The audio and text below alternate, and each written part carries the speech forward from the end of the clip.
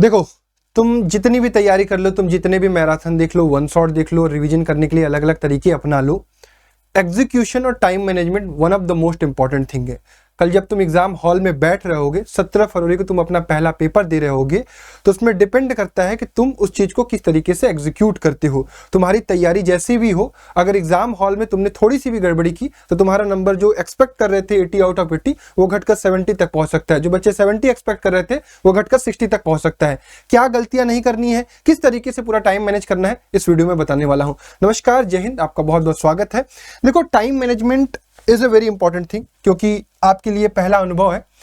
अभी आज 16 फेब है, कल आपका 17 फेब होगा, कल आप पेपर दे रहे होगे। 16 फेब के दिन जितनी जान लगानी है आपको लगा लो। आप लाइव मैराथन देख रहे हो, देखो।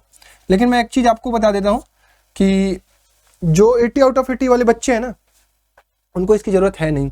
वो पूरी तैयारी करके बैठे हो, बहुत रिलैक्स है। और जो जितना ज्यादा रिलैक्स रहेगा ना, जो 80 आउट ऑफ 80 एम कर रहा हूं उनकी पहले मैं बात कर ले रहा हूं, अगर वो जितना ज्यादा रिलैक्स है वो उतना अच्छा एग्जीक्यूट करेंगे। हाँ, जिनकी तैयारी थोड़ी सी कम रह गई है, डेफिनेटली उन्हें लास्ट मिनट तैयारी कर लेनी चाहिए, जहां से भी उन्हें मौका मिल रहा है।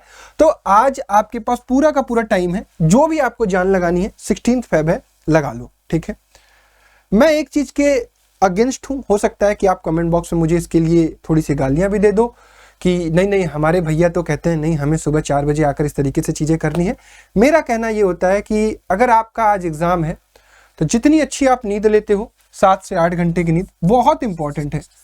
7 से 8 घंटे की स्लीप, आपको बहुत देर तक पढ़ने की जरूरत नहीं है रात में, क्योंकि आपने साल भर तक बहुत कुछ कर लिया है। आपने इन लास्ट के 7 दिन, 8 दिन, 10 दिन भी बहुत कुछ किया है। तो जितना रिलैक्स होकर आप सोओगे उतना बेहतर होगा। सुबह आप आराम से उठ सकते हो 6 AM। हाँ, अगर आपको रिवीजन करना है तो आपके पास वो फॉर्मूला सीट वाली क्वेश्चन होगी, फॉर्मूला सीट होगी, उसको आप पलट सकते हो ना। अब उसके लिए आप सोचोगे कि भैया 2 घंटे 1.5 घंटे हम फिर से कोई लाइव क्लास देखें, it's on you, you can, मुझे उससे कोई प्रॉब्लम नहीं है। मैं इसके अगेंस्ट हूँ और लाइव भर रहूंगा, इस चीज का आप ध्यान रखिएगा। 6 AM आप आराम से रिलैक्स होकर उठो और अपना रिवीजन करने के लिए वो शॉर्ट नोट्स देख सकते हो, फॉर्मूला सीट देख सकते हो, और उसके बाद रिलैक्स होकर एग्जाम सेंटर पर पहुंच जाना, समय से पहुंच जाना, उसमें देरी मत करना। और एग्जाम सेंटर पर वो जो किताब लेके भाई तूने कितना किया, भाई मैंने कितना किया, इससे बचिएगा। जितना नॉर्मल आप बिहेव करेंगे ना, उतना बढ़िया मजा आएगा आपको। आप सोच रहे होगे कि मैं ये भूल रहा हूं, मैं ये भूल रहा हूं, ऐसा कुछ नहीं होगा। आपने पूरी तैयारी की है, आप एग्जाम हॉल में बैठोगे, आपको सब कुछ याद आएगा, क्योंकि आपने मेहनत की है, ठीक है। अब आते हैं सबसे इंपॉर्टेंट पार्ट पर इस वीडियो के, और मैं आपको अभी टॉपर की कॉपी भी दिखाऊंगा, तो वहां से भी आपको बहुत सारी चीजें बताऊंगा। आप एग्जाम हॉल में जब बैठोगे तो आपके पास ना, कोशिश करिएगा कि एनालॉग क्लॉक लगा के जाइएगा। एनालॉग क्लॉक के लिए कोई मना नहीं करता है, डिजिटल क्लॉक मत लगा के जाइएगा। हालांकि हर एक सीबीएसई के अकॉर्डिंगली, नॉर्म्स के अकॉर्डिंगली हर एक क्लास में घड़ी भी होती है, फिर भी आप अपने तरीके से, क्योंकि आपकी घड़ी आपके अकॉर्डिंगली चलती है, ये भी याद रखिएगा ना। इसमें एक बात है, अब अगर मैं सेक्शन वाइज बात करूं तो सेक्शन ए में आपके पास 20 MCQ के क्वेश्चन होंगे, सेक्शन बी में आपके पास 2-2 नंबर के 5 क्वेश्चन होंगे, सेक्शन सी में आपके पास 3-3 नंबर के 6 क्वेश्चन होंगे, सेक्शन डी में 5-5 नंबर के 4 क्वेश्चन होंगे, सेक्शन ई में 4-4 नंबर के 3 क्वेश्चन जो आपके केस बेस्ड होते हैं, 1-1 नंबर के 2 और 1 2 नंबर का और करके 2 क्वेश्चन होता है, ठीक है। बीच बीच में कुछ ऑप्शंस होते हैं कि ये वाला करो चाहे ये वाला करो, वो आपको डिसाइड करना है, पेपर पढ़ने के लिए टाइम मिलता है। टाइम कैसे डिवोट करना है ये मैंने बताया है कि अगर सेक्शन ए को देखा जाए तो 20 MCQ के क्वेश्चन है, तो मैक्स टू मैक्स आपको 45 मिनट में उसको कर लेना है, ठीक है। सेक्शन बी 2-2 नंबर के 5 क्वेश्चन आराम से 20 मिनट में किए जा सकते हैं। सेक्शन सी 3-3 नंबर के 6 क्वेश्चन आराम से 35 मिनट 40 मिनट में, अगर यहां से किसी में कम हुआ तो 35 से 40 मिनट में इसको इजिली किया जा सकते हैं। सेक्शन डी 5-5 नंबर के 4 क्वेश्चन को 45 मिनट में आराम से किया जा सकता है, 10-10 मिनट एक क्वेश्चन।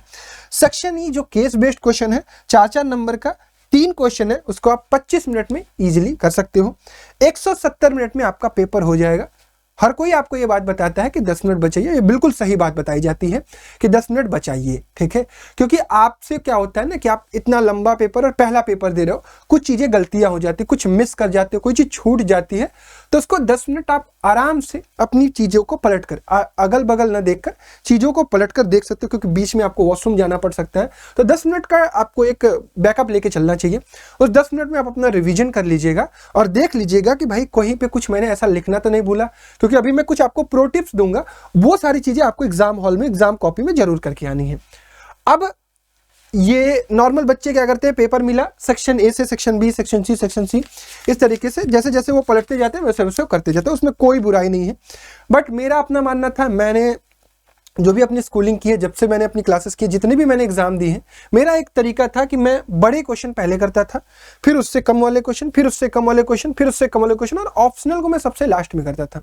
क्योंकि जब मैं स्टार्टिंग एग्जाम में घुसता हूँ ना, तो मेरा माइंड बहुत फ्रेश होता है, मेरे दिमाग में बहुत सारी चीज़ें होती है, तो मैं रिलैक्स होकर अपने अच्छे क्वेश्चंस को करता हूँ, ताकि मैं सबसे बढ़िया एग्जीक्यूशन वहां पे कर पाऊँ बड़े क्वेश्चन पे, ताकि एग्जामिनर पर मैं इंपैक्ट डाल पाऊँ कि हाँ मुझे क्वेश्चन देखिए करने आता है, मुझे चीजें पता है। तो इस चीज का आपको इस्तेमाल करना है। तो मेरे अकॉर्डिंगली सबसे पहले सेक्शन डी 5-5 नंबर वाले, देन सेक्शन सी 3-3 नंबर वाले, देन सेक्शन बी 2-2 नंबर वाले, देन केस बेस्ड क्वेश्चन, क्योंकि इसमें भी सॉल्व करना है, और आखिरी में आपको एमसीक्यू वाला करना है। ठीक है, इस चीज का आप ध्यान रखेंगे।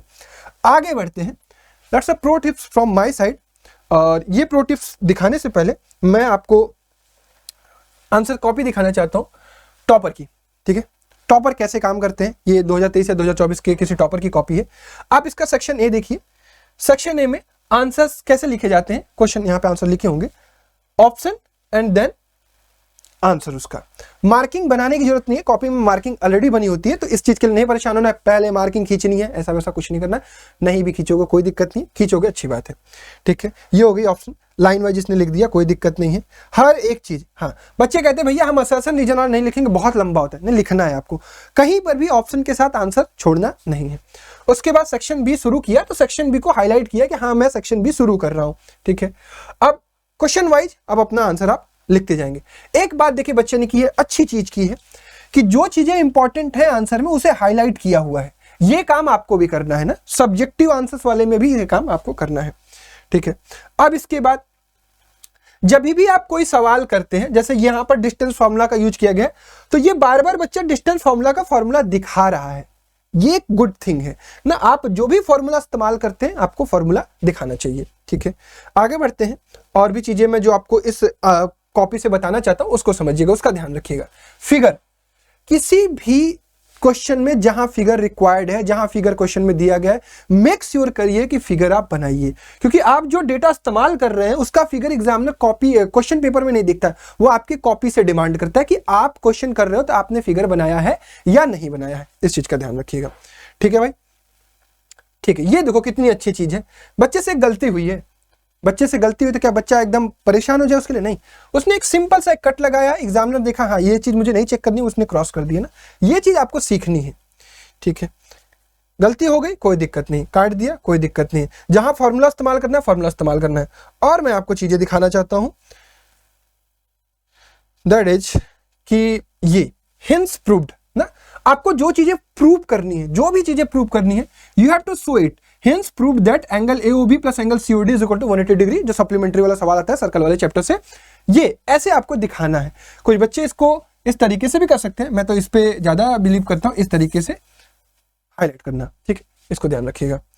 ठीक है, कोई चीज टू प्रूव करना है, यू हैव टू प्रूव, ऐसे लिखना है। ठीक है, उसके बाद hence proved LHS is equal to RHS, ये काम करना है। अच्छा, एक और चीज दिखाता हूं मैं, शायद इस टॉपर ने किया होगा।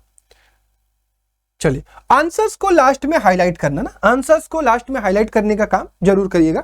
एग्जामिनर का ध्यान आंसर्स पे पहले जाता है, तो यही सारी चीजें सीखने वाली थी। हाँ, जैसे मान लीजिए एक थेल्स थ्योरम का प्रूव करना है आपको, थेल्स थ्योरम का प्रूव करना है, स्टेटमेंट दिया गया है जरूर लिख दीजिए, याद आ रहा है लिख दीजिए, फिगर बनाइए, गिवन लिखिए, क्या प्रूव करना है टू प्रूव लिखिए, कंस्ट्रक्शन जितना किया कंस्ट्रक्शन लिखिए, then you have to start proof. ठीक है, बहुत अच्छा पेपर अटेम्प्ट हुआ ये पेपर मैं आपको भेज दे रहा हूं, आप देख लीजिएगा।